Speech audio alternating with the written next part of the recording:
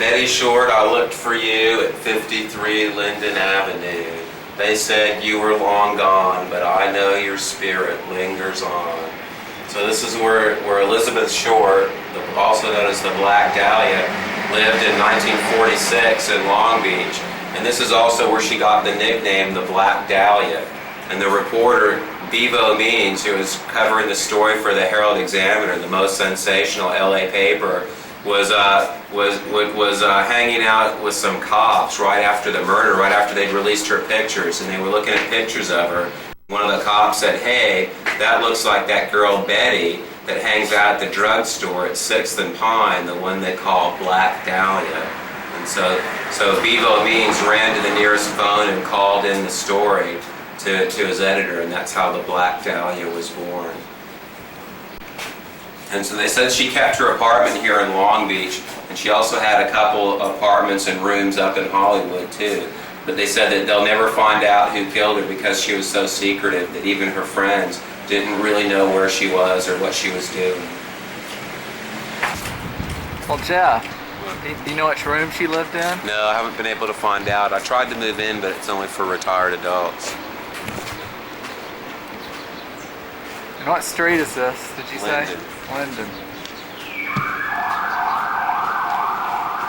I don't know. I think she probably had one of the front windows so she could sit in it. Because the sailors would come up here from the ships, and so it's easier to attract business that way. Oh, so the harbor's just right down the street. Right, so you can see it right there. They said that she liked sailors a lot. Yeah.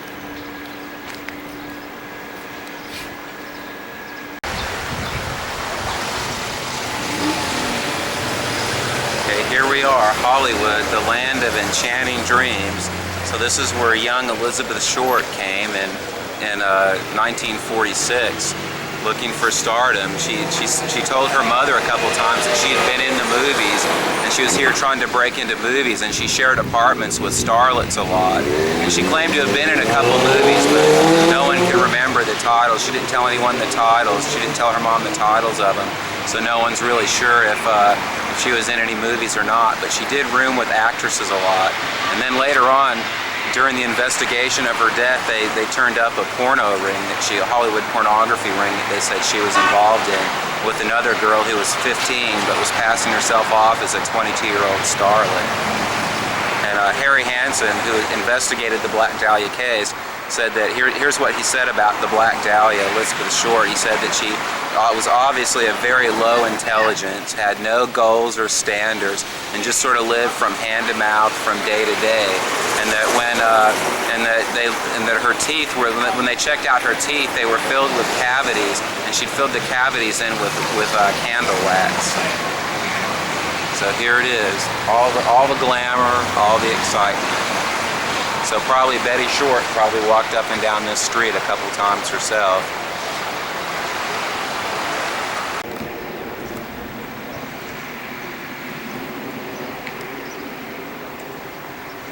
Okay, so here we are on Coliseum between 39th and Norton, where the body of the Black Dahlia was found. As you can see, the neighborhood's changed a lot since then, because all this was a vacant lot back then, all this stuff over here. It was a well-known lover's lane, so I guess that just adds to the irony and mystery. And when they found her, of course, her body had been cut surgically in half, exactly bisected, which led the police to suspect that whoever did it had to have some sort of medical knowledge. Although the police said that they didn't rule out anything, and they said there was a chance that someone could have just accidentally gotten it right, although it didn't seem very likely. And see, when the sergeant who worked on the case, or the lieutenant who worked on the case, Harry Hansen, got the call that he was somewhere else. He was working on another case, and the chief called him up and said, "It looks bad, Harry, real bad."